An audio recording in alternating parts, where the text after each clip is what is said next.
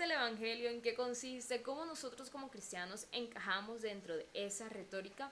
Esa y muchas más preguntas hemos decidido darle respuesta en esta nueva serie titulada ¿Qué es el Evangelio? Para aquellos que quieran profundizar, recordar o conocer en qué consiste el Evangelio de Cristo y cómo impacta nuestra vida. Bienvenido y bienvenida a Preaching Jesus, un espacio y un canal pensado primero en el corazón de Dios para que juntos tú y yo podamos seguir creciendo en el conocimiento de Cristo. Soy tu hermana en Cristo, Karen Zapata, y para mí es un gran placer y un gran honor poder estar acompañándote en el día de hoy.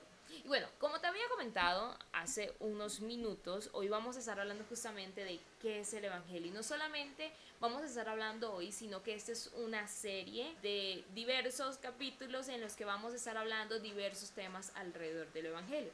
Hoy en particular vamos a estar respondiendo esta pregunta de qué es el Evangelio, pero más adelante vamos a estar hablando del cristianismo, de cuál es la diferencia entre el Evangelio y el cristianismo, de las 3 etapas que produce el Evangelio en nuestra vida y por supuesto vamos a darle un capítulo a hablar de cada una de estas etapas, más algunos bonus allí que hemos creado para poder seguir dialogando sobre qué es el Evangelio y darle un poco más de profundidad teológica.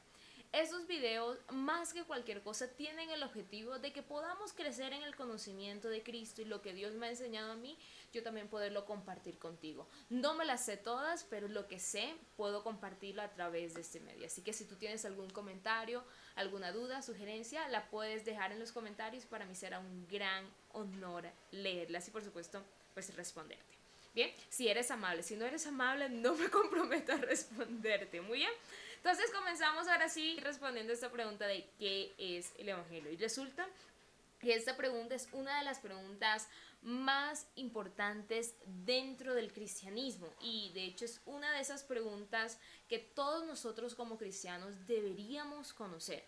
De hecho, el origen o la razón por la que decidimos crear esta serie es justamente porque encontramos que no había una claridad conceptual alrededor de qué era el Evangelio y generalmente cuando hay prédicas sobre, bueno, vamos a hablar hoy de qué es el Evangelio, son prédicas algo abstractas y no tan puntuales que nos permitan llegar a una comprensión. Y recordando un poco lo que vimos en la serie de apologética, nosotros o nuestra fe no solamente puede estar basada en lo que alguien diga, sino que debe tener razón y debe tener coherencia. Así que no simplemente podemos decir, ay, sí, yo creo en el Evangelio, pero pues no sé qué es el Evangelio. Para creer en el Evangelio, lo primero que debemos de hacer es tener claro en qué creemos. Entonces, justamente por eso hemos decidido crear esta serie. Y el tema con que sea una palabra tan usada y tan común dentro del contexto cristiano es que eso nos lleva a que no solamente haya una definición del Evangelio, sino que pareciera ser que hay muchas definiciones de Evangelio. De hecho, cuando nosotros miramos la gran diferencia que hay entre denominaciones y grupos congregacionales alrededor del mundo, pareciera que cada uno de estos grupos congregacionales tuviera una definición distinta de qué es el Evangelio. Y no pareciera que hubiera un evangelio, sino que hubiera 100 o 1000 evangelios. Sin embargo, como lo dijo el apóstol Pablo, solo hay un evangelio. Él dijo, y si alguien viene predicándoles algo distinto a lo que los hemos enseñado, pues al tal no le creáis. Incluso si es un ángel, dijo el apóstol Pablo. Entonces solamente hay un evangelio. Muy bien. Entonces si hay solamente un evangelio y está definido en la Biblia porque hay tantas definiciones de evangelio alrededor de todo el mundo, pues por muchas razones, una de esas es porque no estamos yendo a la palabra para encontrar las respuestas que nuestra vida necesita, sino que estamos repitiendo lo que otras personas han dicho a otras personas a través de generaciones, ¿bien?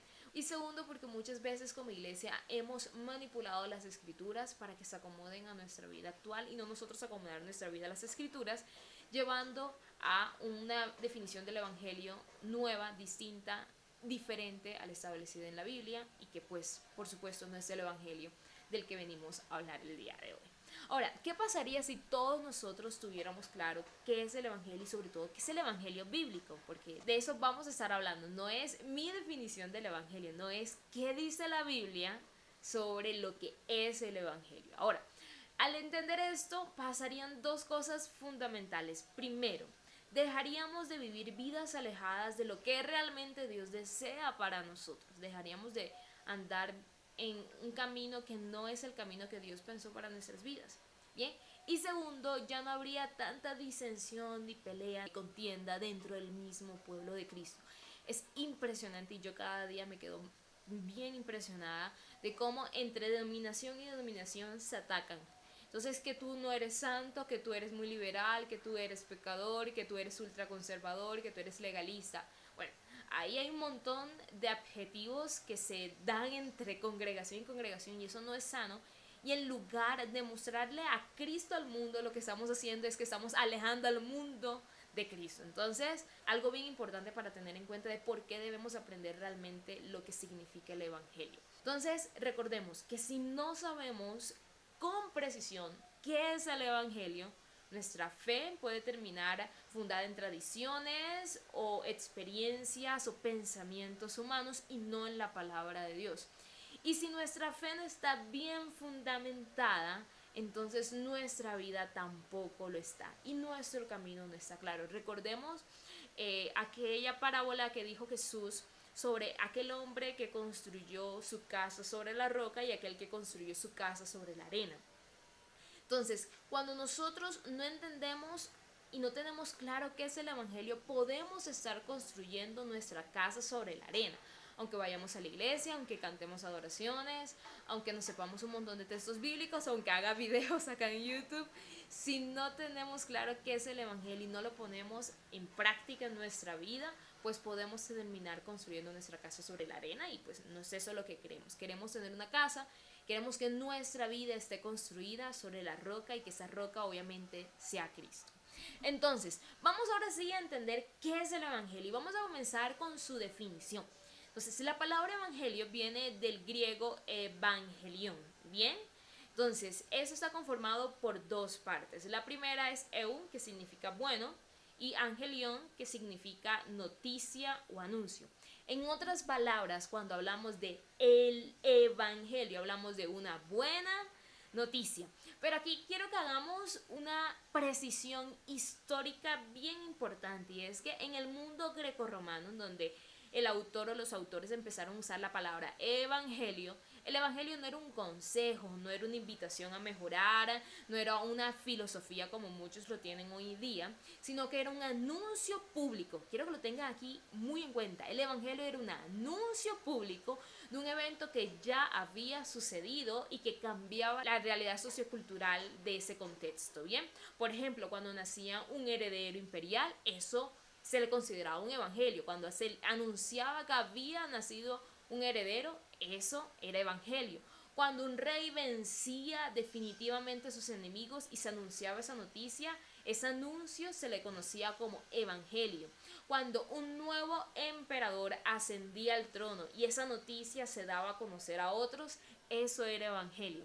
Es decir, cuando hablamos de evangelio hablamos de una noticia histórica con implicaciones políticas, social y cultural y por supuesto existenciales. Entonces, cuando los primeros cristianos tomaron esta palabra que todos ellos entendían y conocían y dijeron, este es el evangelio de Jesucristo, estaban haciendo una declaración profundamente importante y hasta cierto punto medio subversivo, ¿bien? Estaban diciendo que el verdadero Señor no era César, sino que era Cristo, que la verdadera entronización no era la de Roma, sino la del Hijo de Dios resucitado.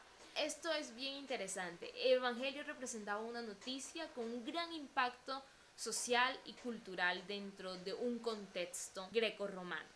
Ahora, dentro del Evangelio los cristianos tomaron esa palabra para decir que algo había pasado y que era importante que todos lo escucharan. Sin embargo, el concepto del Evangelio en sí mismo no nació en el Nuevo Testamento, sino que nació en el Antiguo Testamento. O lo que nosotros hoy día conocemos como el Evangelio de Cristo, pues no nace en el Nuevo Testamento con Cristo en sí, sino que nace aún en el Antiguo Testamento. Quiero que lo vayamos a ver. Quiero que me acompañes a Isaías capítulo 52. No lo vamos a leer aquí completo, lo puedes leer ahorita que se termine el video. Quiero que lo leas completo. Y dentro de esa parte, dentro de ese capítulo, hay un versículo que dice, tu Dios reina. Y me llama la atención mucho este capítulo de Isaías 52 porque habla de los pies hermosos del que trae buenas nuevas, que buenas nuevas sabemos que en el Nuevo Testamento es evangelio. Y ese que trae buenas nuevas nos dice, tu Dios reina. Este capítulo fue escrito en el contexto del exilio babilónico. Hablaba de una buena noticia y era que Dios mismo iba a intervenir para rescatar, restaurar y reinar.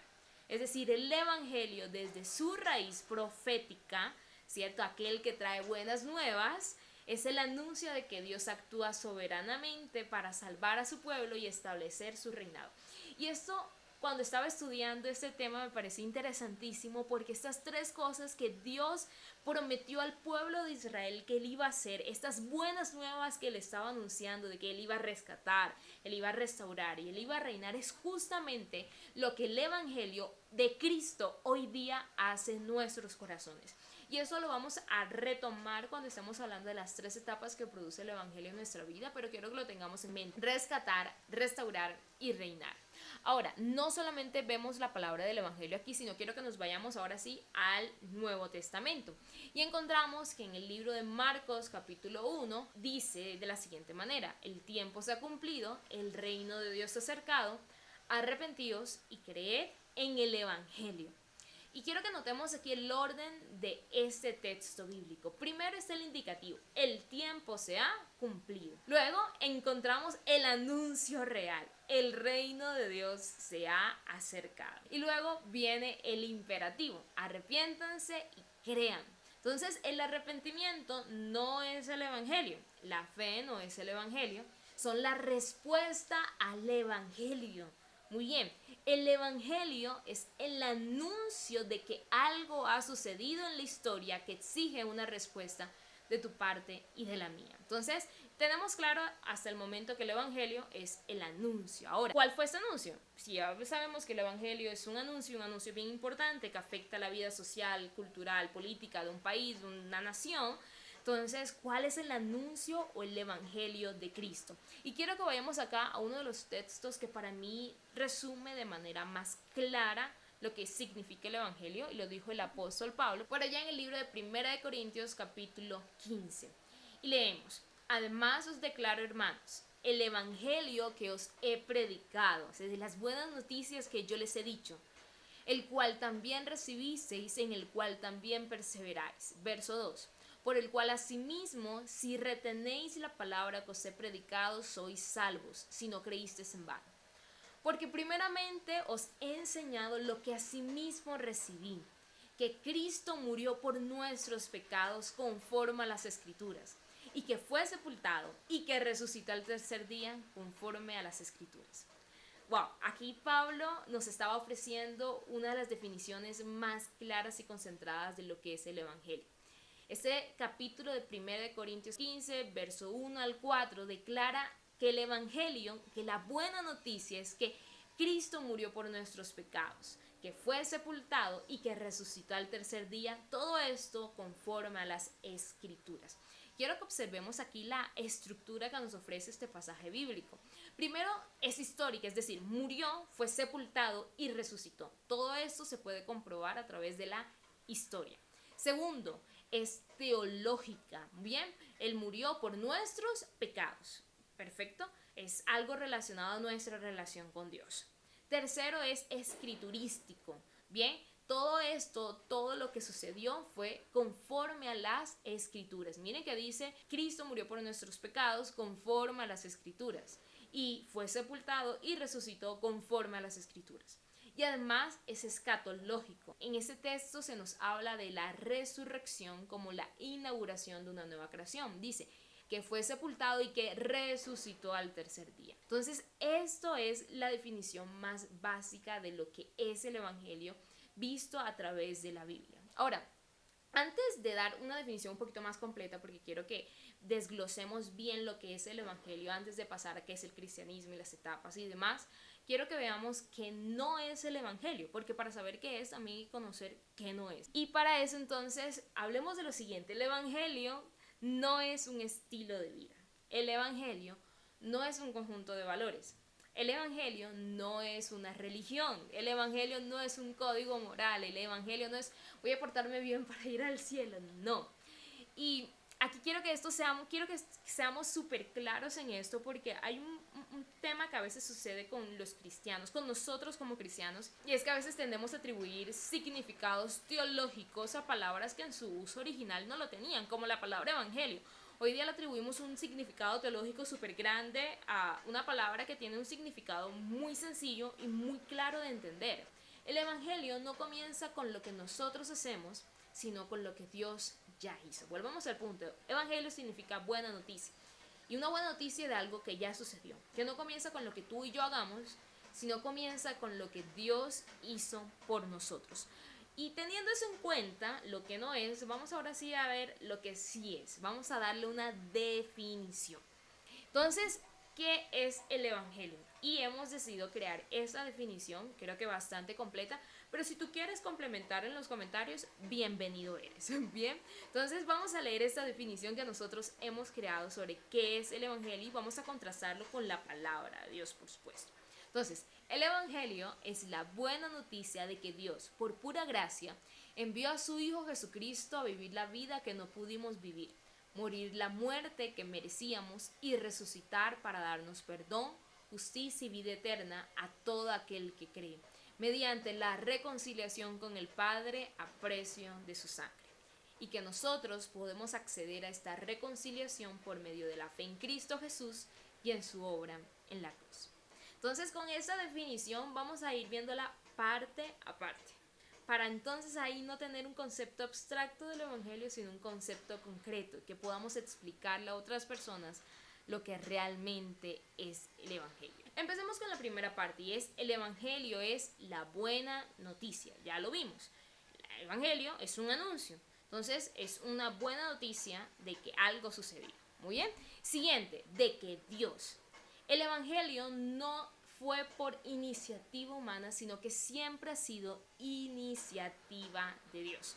En Juan capítulo 3, verso 16 dice: de tal manera amó Dios al mundo que ha dado su Hijo unigénito para que todo aquel que en él cree no se pierda, mas tenga vida eterna. Pero miren cómo inicia ese texto: de tal manera amó Dios. No dice de tal manera amó el hombre, no de tal manera amó Karen, no, de tal manera amó Dios. El evangelio es una iniciativa de Dios para rescatar y restaurar a la humanidad. En el libro de 2 Corintios, en capítulo 5, versos 18 y 19, dice: todo esto proviene de Dios, quien nos reconcilió consigo mismo por Cristo y nos dio el ministerio de la reconciliación. Y que Dios estaba en Cristo reconciliando consigo al mundo, no tomándoles en cuenta a los hombres sus pecados, y nos encargó a nosotros la palabra de la reconciliación. Entonces, todo este tema del ministerio de la reconciliación, de reconciliar al mundo con Cristo, ¿dónde empezó?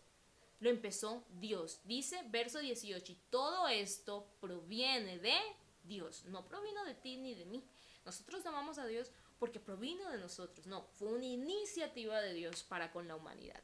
También lo podemos ver en el libro de Romanos, capítulo 8, verso 3, donde dice: porque lo que era imposible por la ley, por cuanto era débil por la carne, Dios, enviando a su Hijo en semejanza de carne del pecado, y a causa del pecado condenó al pecado en la carne. O sea, Dios envió a su Hijo. Es una iniciativa de Dios. Muy bien, eso es lo primero, lo segundo que debemos de tener en cuenta en esa definición. Tercero, por pura gracia. Y esto habla de que este anuncio se nos es dado de manera inmerecida, no porque hubiéramos hecho algo, sino por puro amor y misericordia. Esta buena noticia no se recibe por méritos humanos, sino que la recibimos aunque no hubiéramos hecho nada, aunque hubiéramos hecho también muchas cosas malas. Segunda Timoteo capítulo 1, verso 9 dice: quien nos salvó y llamó con llamamiento santo.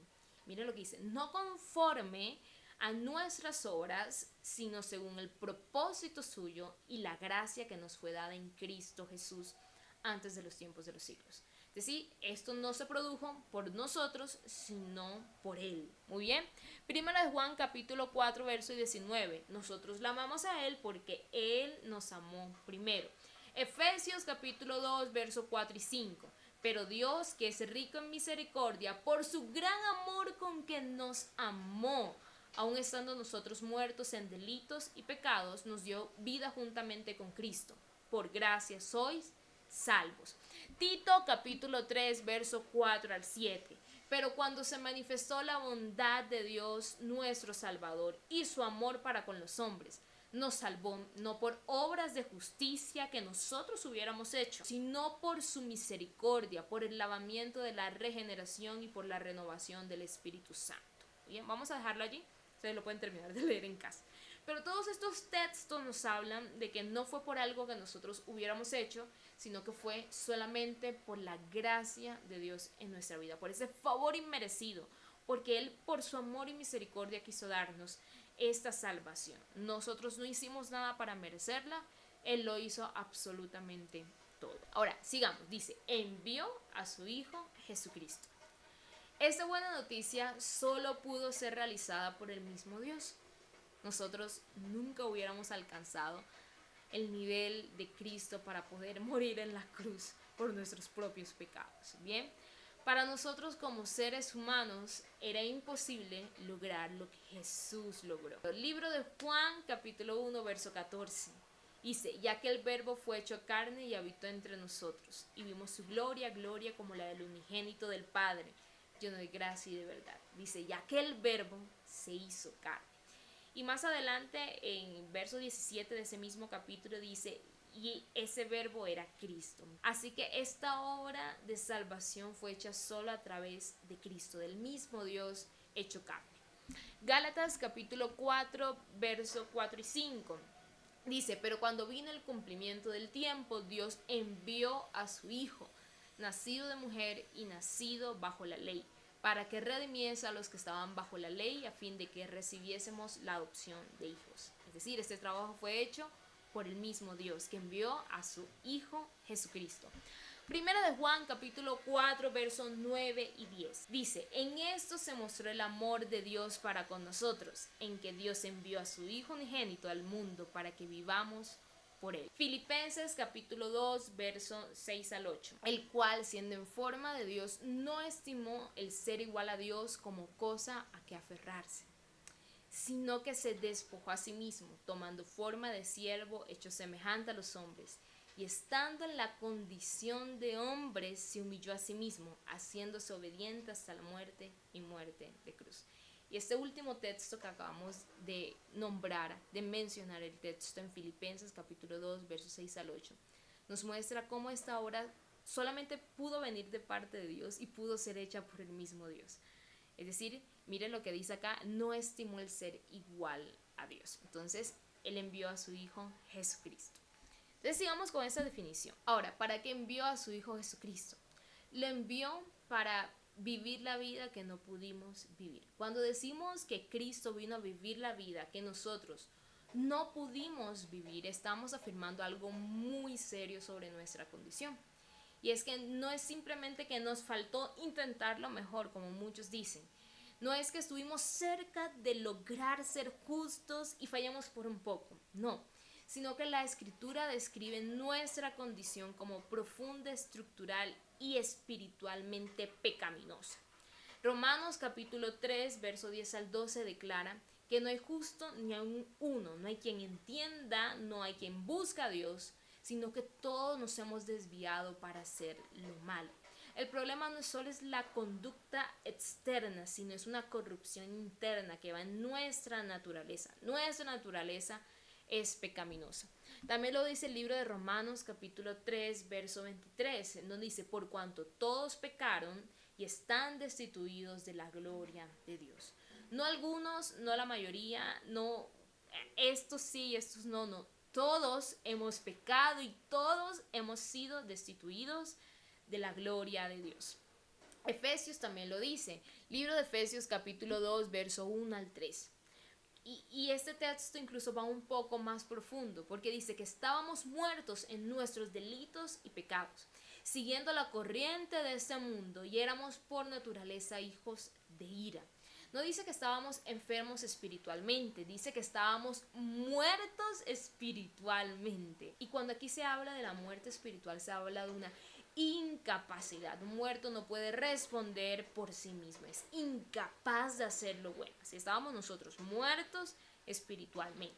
También lo vemos en el libro de Juan, capítulo 8, verso 34, donde registra que Jesús mismo dijo: todo aquel que hace pecado, esclavo es del pecado. No solamente éramos pecadores ocasionales, sino que éramos esclavos del pecado. O sea, nuestra condición humana estaba esclavizada a no agradarle a Dios.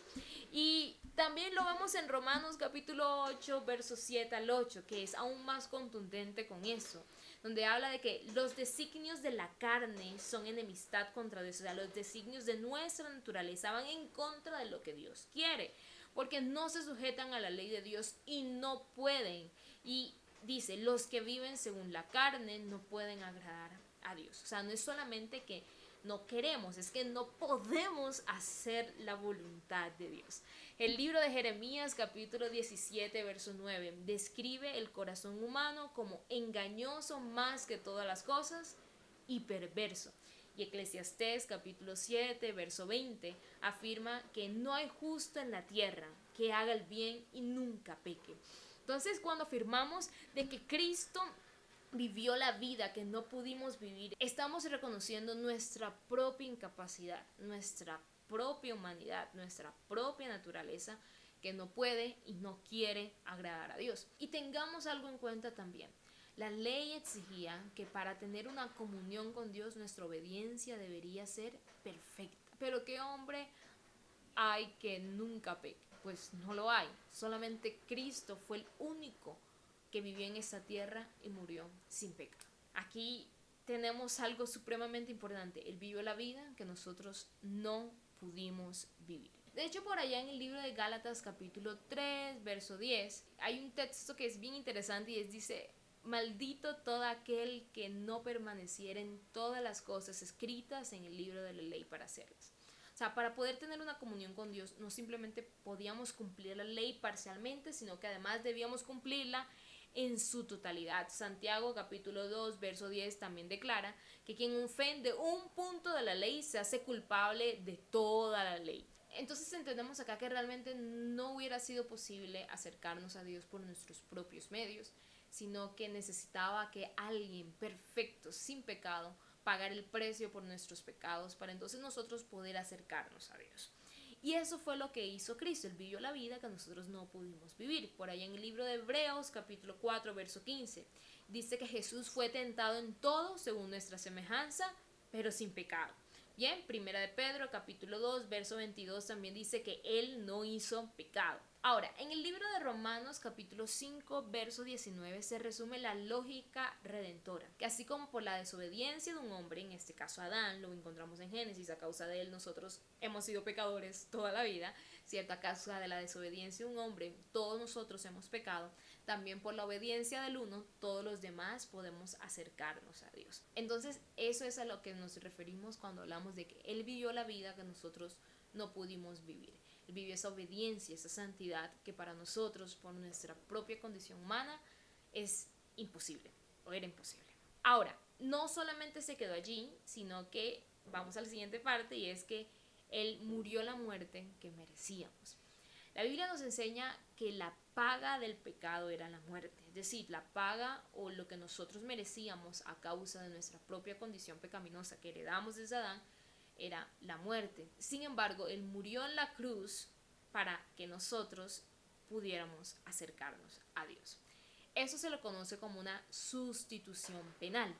En el libro de Romanos capítulo 1 verso 18 se nos muestra cómo la ira de Dios estaba contra todos nosotros. Sin embargo, Jesús no solamente vivió como debíamos haber vivido, sino que además también sufrió el castigo que nosotros debíamos haber sufrido. Ahí en el libro de Isaías capítulo 53 verso 4 al 6 se dice: mas el herido fue por nuestras rebeliones, ciertamente llevó Él nuestras enfermedades y sufrió nuestros dolores. Y nosotros le tuvimos por azotado, por herido de Dios y abatido. Mas el herido fue por nuestras rebeliones, molido por nuestros pecados. El castigo de nuestra paz fue sobre Él, y por su llaga fuimos nosotros curados. Todos nosotros nos descarriamos como ovejas, cada cual se apartó por su camino, mas Jehová cargó en él el pecado de todos nosotros. Él cargó en él el pecado tuyo y mío. Cargó en esa cruz nuestros pecados. Murió en nuestro lugar. El libro de Romanos capítulo 3 verso 25 también nos enseña que Él fue aquella propiciación, que por medio de su sangre nosotros hemos sido salvos. Libro de Romanos capítulo 5 verso 8 dice que Cristo murió por nosotros. Dice, mas Dios muestra su amor para con nosotros en que aún siendo pecadores, Cristo murió por nosotros. Cristo murió en nuestro lugar. Segundo de Corintios capítulo 5 verso 21 dice que el que no conoció pecado, por nosotros lo hizo pecado, para que nosotros fuésemos hecho justicia de Dios en él. Él no conoció pecado, pero cargó con nuestros pecados en la cruz. Libro de Gálatas capítulo 3 verso 13 dice que Él fue hecho maldición por nosotros, que Él redimió la maldición de la ley. Es decir, aquel castigo que según la ley de Dios nosotros debíamos haber pagado, Él lo llevó en sí. Libro de Primera de Pedro capítulo 3 verso 18 dice que Él también padeció una sola vez por los pecados. El justo, o sea, Él por nosotros los injustos, para llevarnos a Dios, siendo a la verdad muerto en la carne, pero vivificado en el Espíritu. Cristo murió en nuestro lugar, cargando nuestra culpa y a causa de nuestros pecados. Él murió la muerte que nosotros merecíamos. Muy bien, ahora, sigamos con esta definición del Evangelio, porque Él murió la muerte que merecíamos y resucitó para darnos perdón, justicia y vida eterna a todo aquel que cree.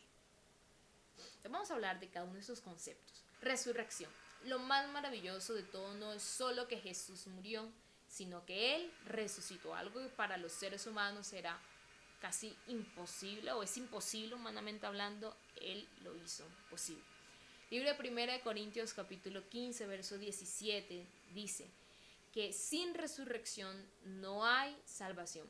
De hecho hay un himno antiguo, aquí esto es un secreto entre nos, por favor que no salga de acá, que le han hecho una actualización, un himno antiguo que le han hecho una actualización moderna en la letra. Y cada vez que lo escucho no saben el cringe que me da, o sea, no lo soporto, me da algo cada vez que lo escucho y es como, por favor, no lo cambie.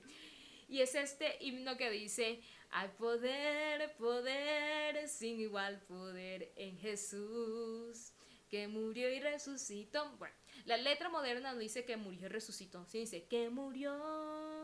No, o sea, yo no lo soporto. ¿Y saben por qué no lo soporto?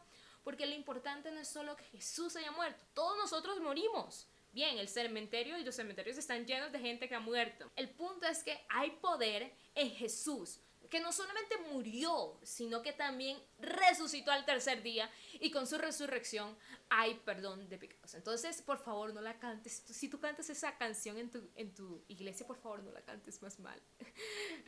Dale el valor que se merece. Hay poder, sí, hay poder en Jesús que murió y resucitó. Entonces, bueno, aquí cerramos el paréntesis de mi anécdota personal.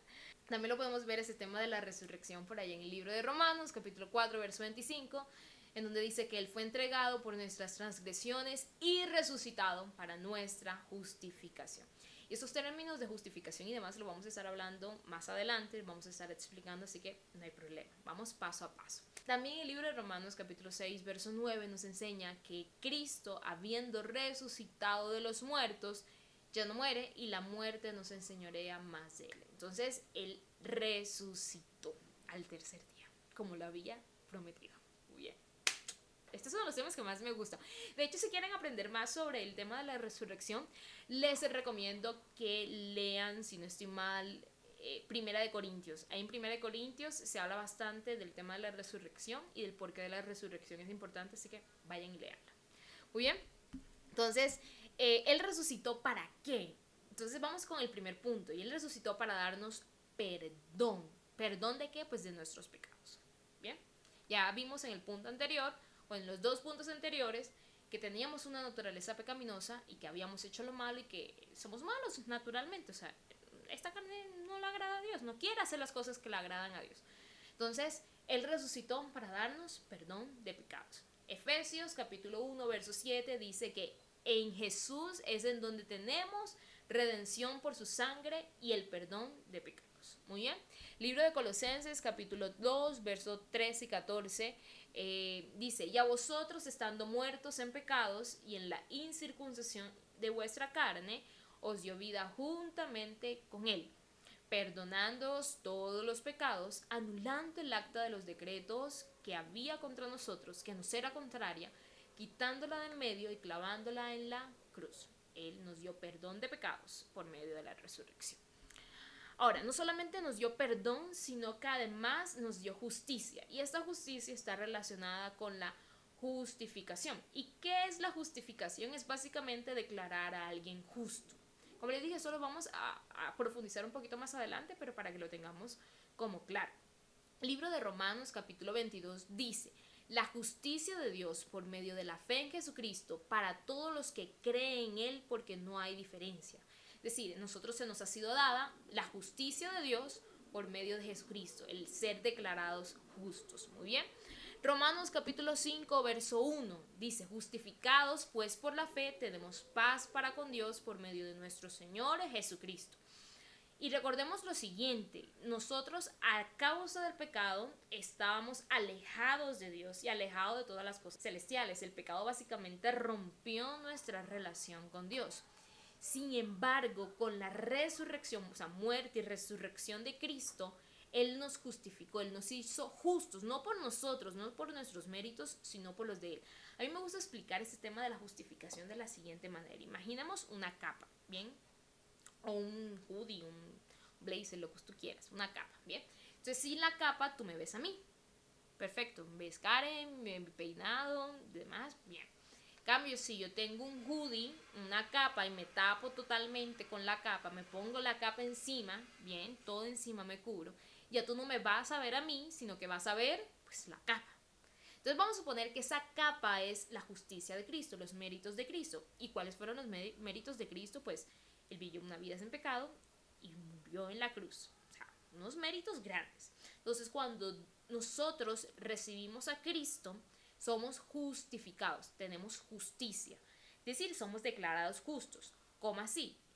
Ya Dios no ve a Karen toda pecaminosa, toda llena de pecados y demás, sino que ve entonces esta capa, que son los méritos de Cristo, y que me la logré colocar porque un día creí en Él. Entonces, justificados pues por la fe, tenemos paz para con Dios. Ahora, como tengo puesta la capa y tengo estos méritos de Cristo, puedo tener entonces una relación con Dios. No por mí misma, porque si me quito la capa, sigo siendo igual pecaminosa, pecadora y demás mala, ¿no? Sino porque tengo la capa, tengo los méritos de Cristo en mi vida, entonces puedo tener esa relación con Dios, porque sus méritos sí son suficientes. Muy bien. Libro de Filipenses, capítulo 3, verso 9 también lo dice: y ser hallado en Él, no teniendo mi propia justicia, o sea, no estando sin la capa de Cristo, no, que es por la ley, sino que es por la fe de Cristo. O sea, me pongo la capa de Cristo. Bien. La justicia que es de Dios por la fe. Y al ponerme esta capa ya no soy yo, sino que están los méritos de Cristo en mí. Entonces, somos justificados. Como le digo, eso lo vamos a explicar más adelante, pero aquí lo quise como explicar brevemente. Porque la resurrección trae perdón de pecados, muy bien, pero también nos trae esa justicia. Esta capa en donde somos declarados justos, no por nuestros méritos, sino por los méritos de Cristo. Y además, la resurrección nos da vida eterna.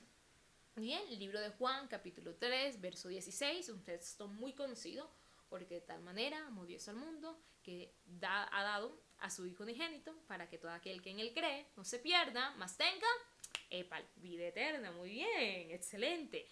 Juan, capítulo 5, verso 24, dice: de cierto os digo, el que oye mi palabra y cree al que me envió tiene vida eterna, y no vendrá a condenación, mas ha pasado de muerte a vida. Romanos capítulo 6, verso 23, porque la paga del pecado es muerte, mas la dádiva de Dios es vida eterna en Cristo Jesús, Señor nuestro. Primera de Juan, capítulo 5, verso 11 y 12. Y este es el testimonio que Dios ha dado, vida eterna, y esta vida está en su Hijo.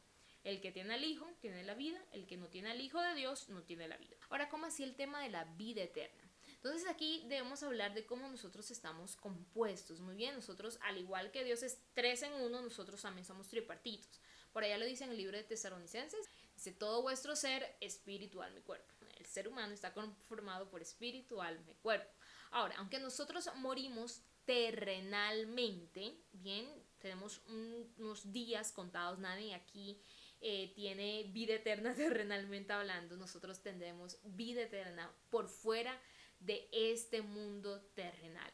Por allá nosotros vamos a ver en una de las etapas que produce el Evangelio en nuestra vida, que se llama la glorificación, que nuestro cuerpo se vestirá de incorrupción y nosotros viviremos eternamente con Cristo y reinaremos con Él. Entonces, hay vida después de la muerte. Solamente que eso no es una vida terrenal, no es como dicen algunas culturas asiáticas de que tú reencarnas en otra persona, si hiciste bien o si hiciste mal en un puerco o en un cerdito o en una mula. No, no, no. Cuando el hombre muere, la Biblia dice, y está establecido para todos los hombres que muera una sola vez y después de esto, el juicio. Entonces, el ser humano muere terrenalmente una sola vez. Hay un juicio y de ahí se declara qué va a pasar con el ser humano, ¿bien? Con ese alma que murió. Entonces, puede haber una vida eterna con Cristo o una eternidad sin Cristo en un lugar donde el fuego nunca se apaga y el gusano nunca se muere, un lugar de tormento.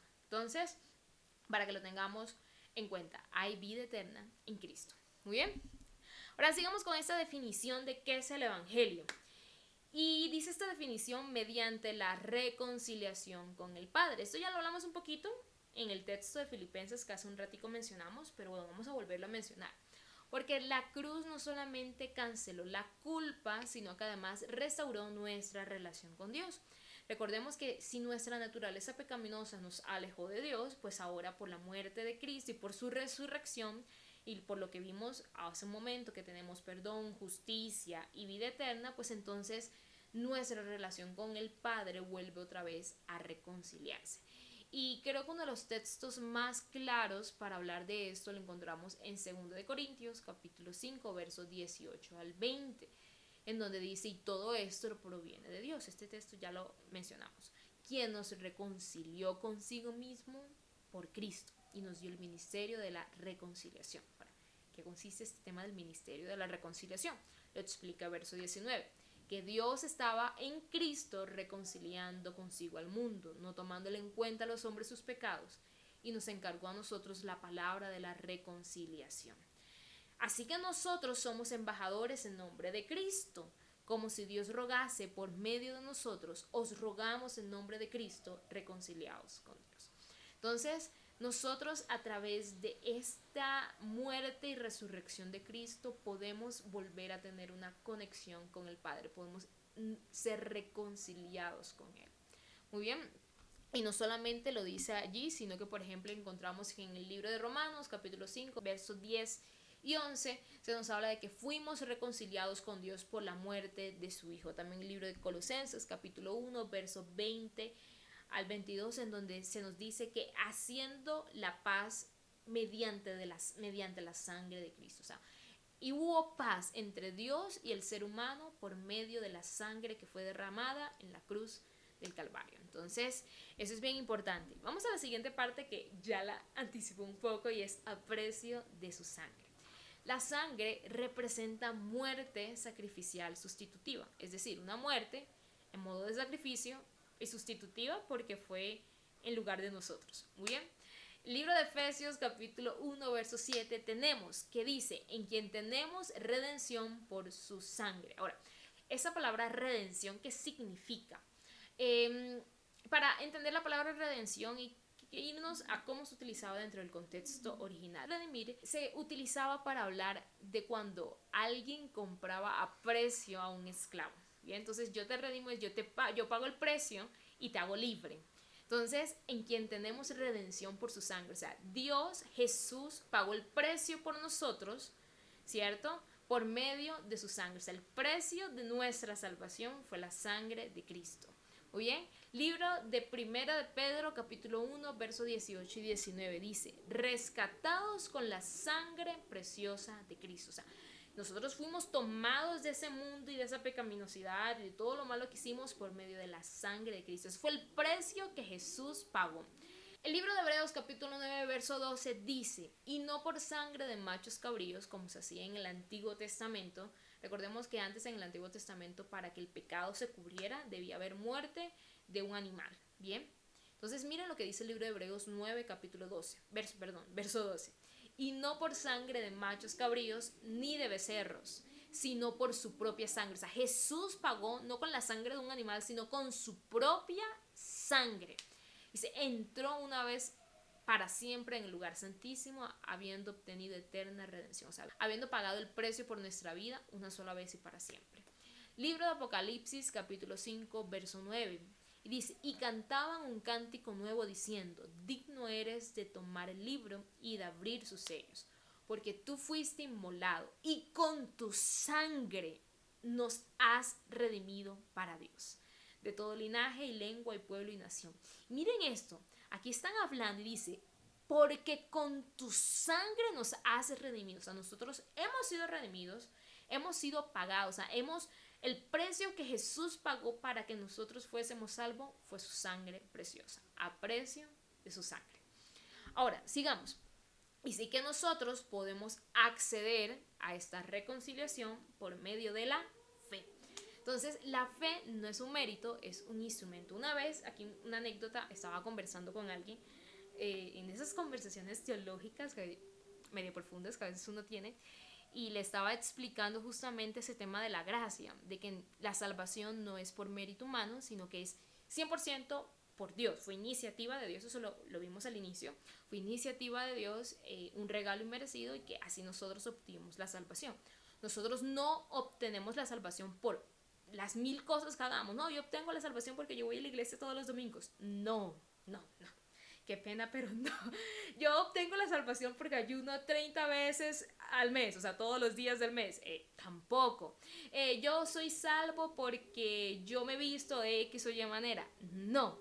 Bien, todas estas cosas las hacemos, o sea, vamos a la iglesia, nos guardamos en pudores, modestia y demás, ayunamos, vigilamos y demás, lo hacemos no para ser salvos, sino porque ya somos salvos. Esto lo vamos a explicar más adelante, pero quiero que lo tengamos supremamente aquí en la memoria. Hacemos todas estas cosas porque ya somos salvos, no porque vamos a ser salvos. El punto es que le estaba explicando a esta persona justamente estos conceptos, y esa persona me decía, no, nosotros sí hacemos algo para obtener la salvación. O sea, nosotros debemos hacer algo para obtener nuestra salvación. Y esa persona me mencionaba la fe. Entonces me decía que yo estaba como contradiciéndome a mí misma porque hablaba de la fe. Y que la fe era algo que nosotros los seres humanos hacíamos para obtener la salvación. Y quiero que nos quitemos esta idea de la mente y vamos a destruir todos estos conceptos que no son bíblicos y que nos llevan a entender un evangelio de la manera errada. La fe no es un mérito, ¿no? O sea, miremos lo que acá hace un momentico acabamos de mencionar, cuando hablábamos de que somos salvos por medio de Cristo, no por obras, para que nadie se gloríe. Entonces, si no es por obras, la Biblia no se contradice, ¿bien? Entonces, la fe no es una obra, no es un mérito, es un instrumento, ¿bien? Libro de Juan, capítulo 1, verso 12, dice, mas a todos los que le recibieron, a los que creen en su nombre, les dio potestad de ser hechos hijos de Dios. Es un medio por el cual accedemos a la salvación. Y una forma para entender esto más representativa podría ser, imagínense que hay un buffet, ¿bien? No sé si ustedes han ido a un buffet, yo creo que sí, a veces en bodas, en quinceañeros y demás, colocan un buffet. El tema con los buffets generalmente son autoservicio, ¿bien? O sea, tú para comer, tú vas, haces tu fila con tu plato, y por lo menos los buffets de hotel, tú vas con tu plato y pues tú dices, no, yo quiero esto y esto y esto. Algo así es lo que funciona con la fe. Entonces la salvación ya está servida, ¿bien? Ahora, para tú y yo acceder a esta salvación debemos creer que hay una salvación, ¿bien? Debemos creer que ahí está la mesa con el buffet y debemos de pararnos a recibirla. Entonces, no es que yo hice algo para merecer que el buffet estuviera allí. No fue que yo puse plata para que estuvieran ahí los meseros y todos los instrumentos para que el buffet se sirviera. No, yo no hice nada para merecer un buffet. Pero para poder acceder al buffet debo pararme de mi silla e ir al buffet. Entonces más o menos así funciona la fe. No es un mérito como tal, sino un instrumento para acceder a la salvación. Libro de Juan, capítulo 3, verso 18, dice, el que en él cree no es condenado, pero el que no cree ya ha sido condenado, porque no ha creído en el nombre del unigénito de Dios. Y justamente a esto se refiere el tema de la fe, en creer. Bien. Libro de Romanos capítulo 3 verso 28. Concluimos pues que el hombre es justificado por fe sin las obras de la ley. O sea, no por obras, sino simplemente por creer. Y así podemos encontrar en la Biblia varios textos que hablan de la importancia de la fe. Libro de Romanos capítulo 5 verso 1 y 2 dice, justificados pues por la fe, tenemos paz para con Dios por medio de nuestro Señor Jesucristo, por quien también tenemos entrada por la fe a esta gracia en la cual estando firmes y nos gloriamos en la esperanza de la gloria de Dios. Gálatas capítulo 2 verso 16. Sabiendo que el hombre no es justificado por las obras de la ley, o sea, no es justificado por lo que hagamos. Tú no eres justificado por lo que haces, no fuiste justificado por lo que haces. Dice, sino por la fe de Jesucristo. Nosotros también hemos creído en Cristo para ser justificados por la fe de Cristo y no por las obras de la ley, por cuanto por las obras de la ley nadie puede ser justificado. Y uno de los textos que más me gustan para entender este tema de la fe es Efesios capítulo 2, verso 8, que dice, porque por gracia sois salvos, es decir, como un regalo inmerecido, como un favor, sois salvos, por medio de la fe. Bien, es un medio, es un instrumento. Y esto no es de vosotros, pues es don de Dios. Entonces quiero que lo tengamos claro. Podemos acceder a todo esto que hemos hablado arriba del tema de perdón, justicia y vida eterna y demás por medio de la fe. Pero entendiendo la fe como un medio y no como un mérito, no como una obra que uno haga, sino como un simple instrumento. Muy bien.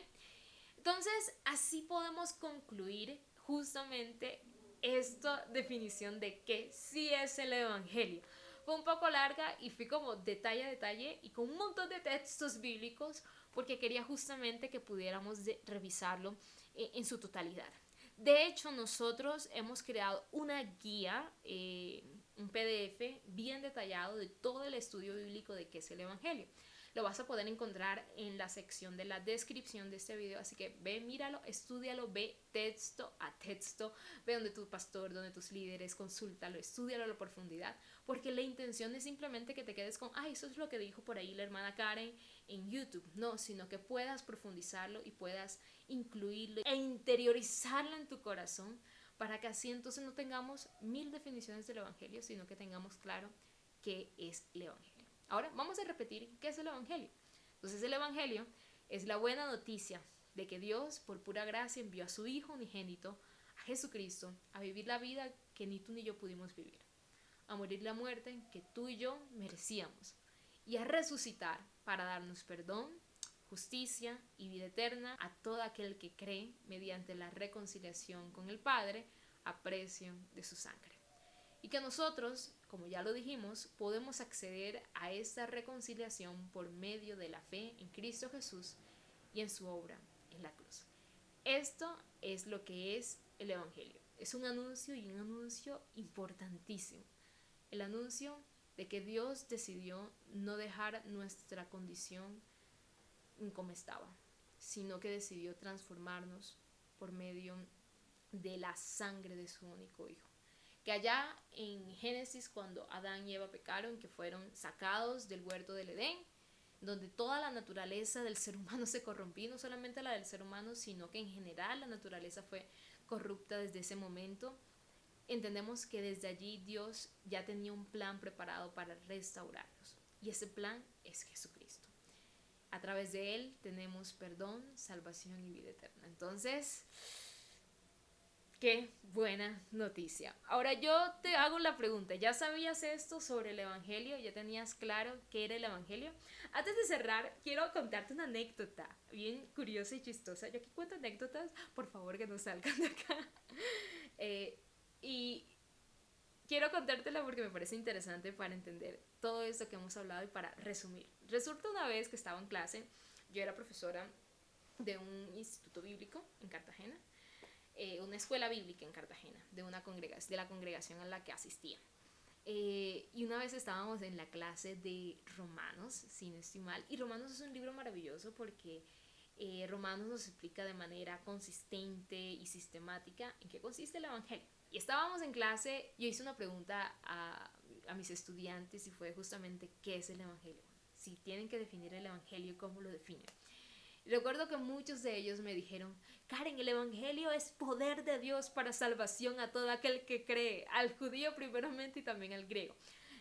Tomando ese texto que está en Romanos capítulo 1. Y pues claro, el Evangelio es poder de Dios para salvación a todo aquel que cree. Sin embargo, yo les pregunté qué es el Evangelio, no las características del Evangelio. Una de las características del Evangelio es que es poder de Dios, totalmente cierto, pero eso no es el Evangelio. El Evangelio es esta buena noticia. Y si es una buena noticia, vale la pena compartirla. Así que yo te pregunto, ¿hace cuánto tú no compartes con alguien esta buena noticia? ¿Hace cuánto alguien no conoce lo que Cristo y lo que Dios ha preparado para reconciliar consigo mismo al mundo? Entonces, si no lo has hecho, si tienes tiempo, por favor, hazlo. Esa es mi invitación en el capítulo de hoy. Así que espero que este episodio haya sido de gran bendición para tu vida, porque justamente hemos hablado de qué es el Evangelio. Ahora, yo te hago una pregunta. Si el Evangelio es la buena noticia, entonces, ¿qué es el cristianismo? ¿Y cuál es la relación entre el Evangelio y el cristianismo? Eso lo vamos a estar viendo en el próximo capítulo, que va a ser la próxima semana. Entonces, si no te has suscrito, suscríbete para que no te pierdas ninguno de los contenidos que vamos a estar subiendo para ti. Dios te bendiga, te habló tu hermana en Cristo, Karen Zapata, y me encantó estar contigo en este espacio. Te leo en los comentarios y bueno, nos vemos la próxima semana. Dios te bendiga. Bye bye.